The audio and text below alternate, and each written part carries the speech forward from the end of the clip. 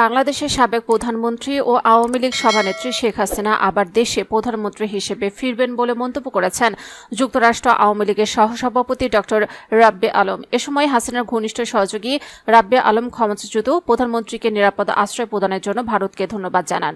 বুধবার ভারতীয় গণমাধ্যম ANI-কে দেওয়া এক সাক্ষাৎকারে এসব কথা বলেন তিনি। দ্য টাইমস অফ ইন্ডিয়া এক প্রতিবেদনে এ তথ্য জানায়।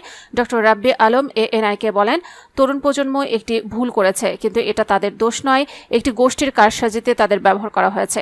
গত বছর শেখ হাসিনার শাসনের বিরুদ্ধে ছাত্র আন্দোলনকে সন্ত্রাসী বিদ্রোহ হিসেবে অভিহিত করে ডক্টর আলম বলেন, বাংলাদেশ আক্রমণের মুখে রয়েছে। এই সংকটে আন্তর্জাতিক সম্প্রদায়কে হস্তক্ষেপ করা দরকার।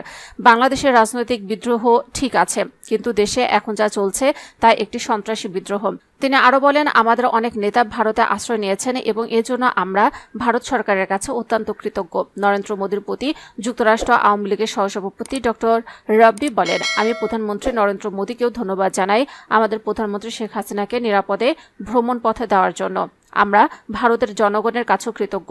প্রধান উপদেষ্টা ডক্টর ইউনূসকে পদত্যাগ করার আহ্বান জানিয়ে ডক্টর আলম বলেন, আমরা বাংলাদেশের প্রধান উপদেষ্টা ডক্টর ইউনূসকে পদত্যাগ করতে বলবো এবং যেখান থেকে এসেছেন সেখানে ফিরে যেতে বলছি। আপনার আর থাকার দরকার নেই। বাংলাদেশের জনগণ শেখ হাসিনাকে চায়।